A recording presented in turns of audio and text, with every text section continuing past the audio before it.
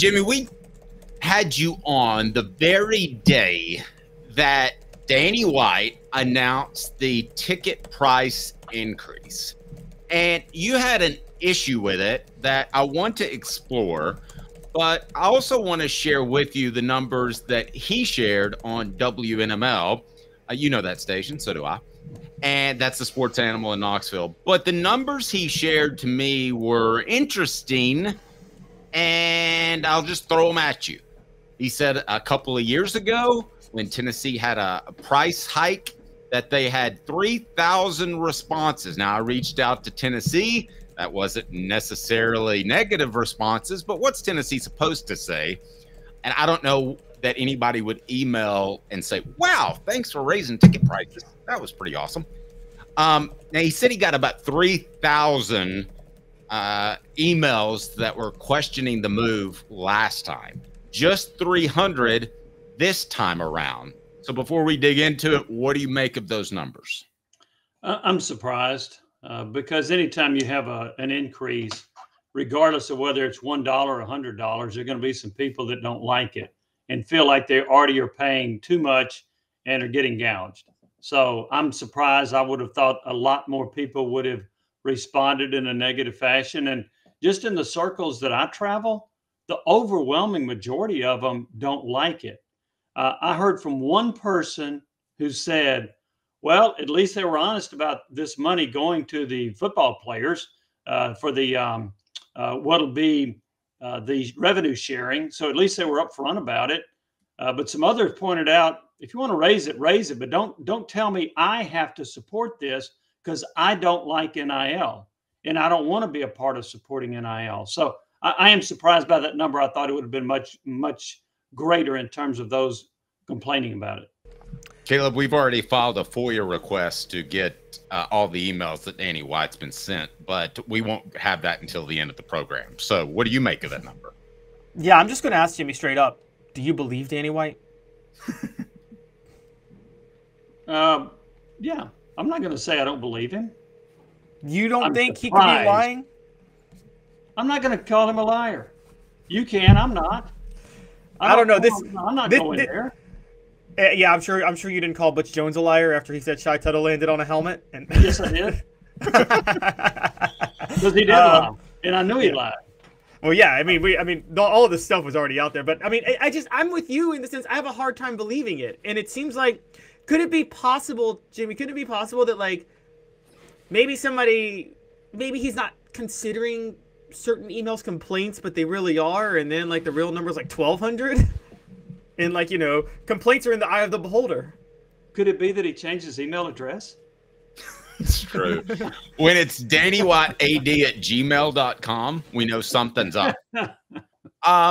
Jimmy, your issue was not the price increase. Your issue, and I want to be sure and get this clear out there, is that some of the people that you know and you've talked to still don't believe in NIL, that payers should be played. And correct me if I'm wrong, they don't want to contribute to that. They just want to contribute to the university. Is that a good way of paraphrasing your thoughts? Yeah, and I would say they don't, not that they're totally against NIL, they don't want to support it. Okay.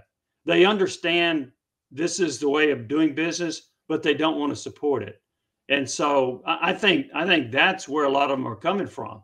Hey, if somebody else wants to donate, if some big boosters want to donate it, or some others that believe in NIL want to donate it, let them do it. Don't force me to support financially something that I really don't believe in and don't want to support.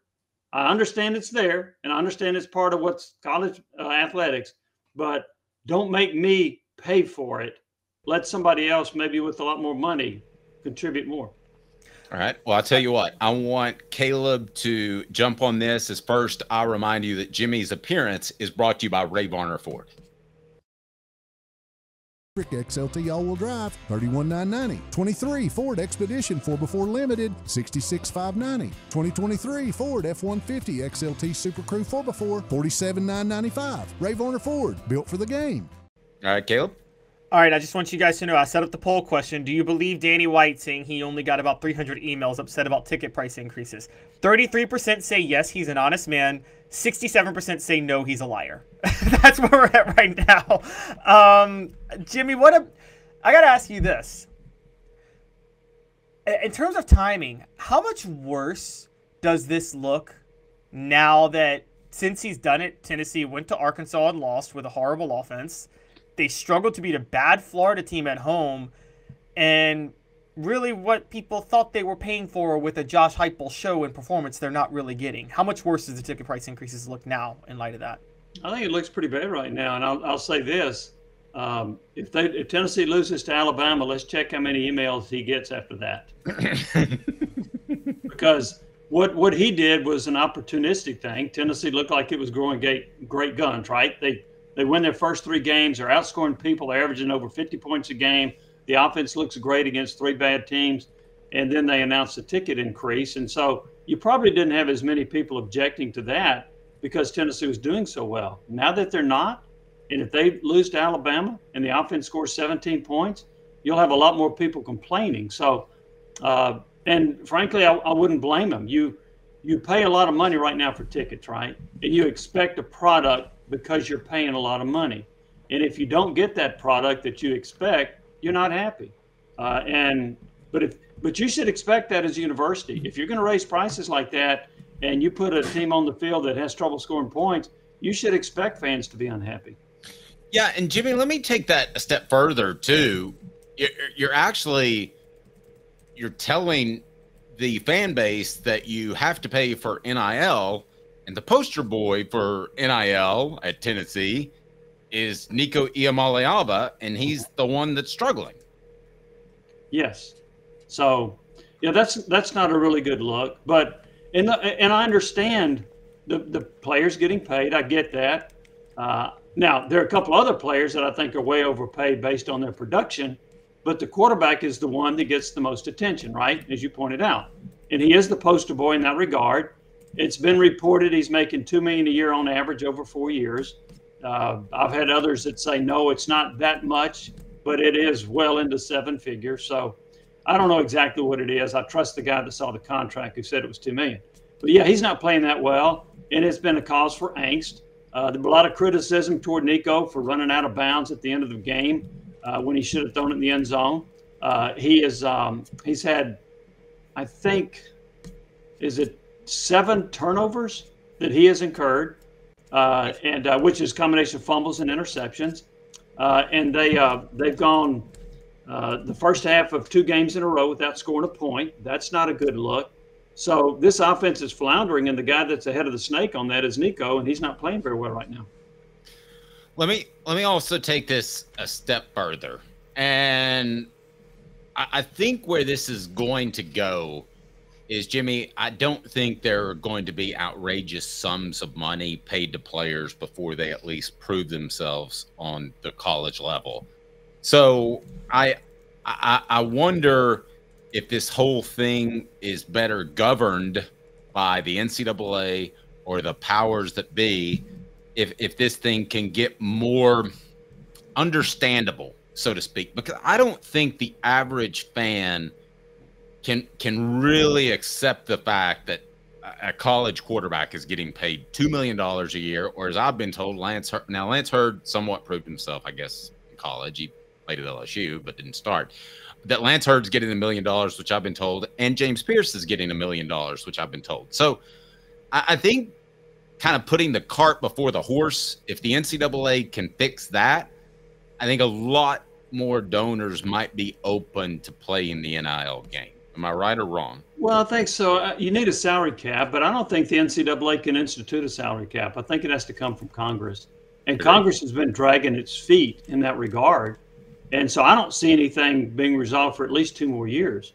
But some would suggest that a quarterback making $2 million a year is outrageous. An offensive lineman that's not producing making $1 million a year is outrageous. But yeah, I think there needs to be some type of salary cap. And I've heard people say that you slot it by position, just like the NFL, that the quarterback's going to make this percentage, offensive lineman this percentage, et cetera. I don't know that that's going to work either. I I don't have a great solution to it. And I think that salary cap number, by the way, that I'm hearing is roughly going to be like $23 million. And that's just for football. Okay. So then you got to take care of basketball and baseball and all these other sports. But, Matt Hayes recently with the Knoxville Quarterback Club said that Ohio State payroll for football only is $23 million right now. I do think they need to find some way to cap it. And they need to have an agreement with the players to do so, even though they're not employees. I still think you can do a collective bargaining. And most of the players I've talked to don't want to be employees because then they get taxed on their scholarship.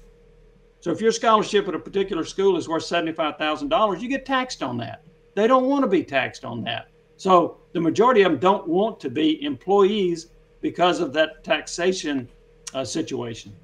Okay. Today's tough question is, give me 1 second, Caleb. I'm sorry. That's my bad. Today's tough question brought to you by Banks & Jones, an update of the poll question. Do you believe Danny White when he says, I just had 300 touching points, I believe is what the university told me. Not complaints, not complaints. So today's tough question brought to you by Banks & Jones. Well, it's because they're Tennessee's trial attorney. You can play to win with Banks & Jones because they'll go to trial. You've heard of other lawyers. They say they'll go to trial and fight for you. They won't. They just want to settle. That's the easiest way out. Well, that's not Banks & Jones, led by T. Scott Jones. They won't settle. They'll go to trial for you. Tennessee's trial attorney. They play to win. Truly, Tennessee's trial attorney when it comes to criminal defense or personal injury. Why settle? Banks & Jones, T. Scott Jones, banksandjones.com. All right, Caleb, shoot. Jimmy, you raise something you brought up about how many people they're not upset about NIL, they just don't want to have to be the one to support it. It's very enlightening and kind of eye-opening. Do you feel like, and I know I do, many of us who all supported NIL, we were supporting it in the context of all these administrators and executives were making all this money and the players were getting nothing. Well, what we didn't think about was it's not like NIL was going to take money out of their pockets, right? They were always going to pass the cost on to the consumers, weren't they? Yes. Yeah. But here's the thing too. So the consumers would basically be some of your high-end donors. I know of 3 high-end donors that do not contribute because they don't believe in NIL. So if you don't get money from them, then you got to go down to the middle class. And then if you don't get enough from them, you go down to the lower class. Look, there are some fans that have a hard time financially buying tickets, making the donation to buy the tickets, and bringing their 2 kids to the game. I don't think they should have to pay for NIL. But Tennessee's telling them they have to. So you're asking some families to make a considerable financial decision about going to games and being supportive. So I think it's tough on a lot of families. We can't assume that everybody's got a lot of money to help in this regard. And I do think you're phasing out some families from being season ticket holders because they can't afford it. Yeah, I was told by one person that has 6 season tickets that he did the math and it was basically about $2,000 per ticket in the increase. And that it was roughly $12,000. Now he has really good seats, and he's not hurting for money, but still, I mean that's a lot of money. So if you came to me more along that middle class level and said $2,000, well, Walmart sells really nice TVs that are very clear for less than $2,000. Yeah, and so you're going to have more people staying at home watching games. You already have some of that, which is why you have to be in the entertainment business. Which is why you have to put on a show, which is also why you have to score a lot of points. Yes. And that's when you're not doing that, in particular, the scoring a lot of the points, that's you got an issue. But Tennessee's done a really good job of making it a game day experience. You know, the Vol Walk's very popular. The Vol Village, they got stuff going on. They got fireworks when they score. They do a lot of things to entertain the fans while they're there to make it a nice experience for you. But bottom line is you got to score points and win games, or all that other stuff doesn't matter a whole lot. Okay, speaking of the points thing, share with us again, for those that didn't hear, the conversation you had with Danny White about, yeah, I mean, it's easier to market a team that scores points as opposed to, let's say, Buddy Ryan team back in the day that just liked to stop people. Well, let's go Jeremy Pruitt. You don't have to go back that far. So I had a conversation with Danny White at the SEC spring meetings a few months ago, and it was talking about the hiring of Kim Caldwell. And I said, your pattern is you like to typically hire up and coming coaches who score a lot of points. And he said, that's exactly right. He said, I like teams that score a lot of points because I'm in the marketing business. And he understands that scoring points helps get fans in the stands. So yeah, that's important to him, is to be entertaining on the field of the court. Wow. Or the diamond. If it were me, I wouldn't care one iota as long as you're winning games. And I said that after the Oklahoma game.